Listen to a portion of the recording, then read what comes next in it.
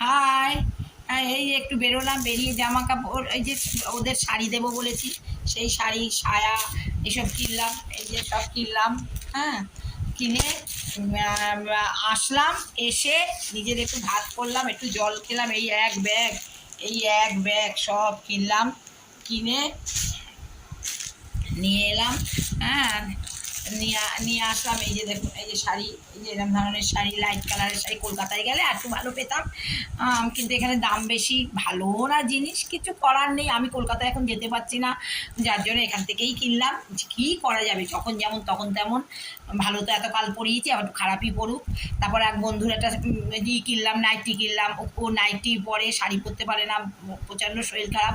ওকে একটা নাইটি কিনে দিয়ে ওর বাড়িতে এসে ওকে দিয়ে, কেন আবার কবে বেরোবো, কবে দেবো, দিয়ে তারপরে এই আসলাম। এসে ভালো একটু দিদিদের সঙ্গে একটু কথা বলছি। ভালো থাকুন।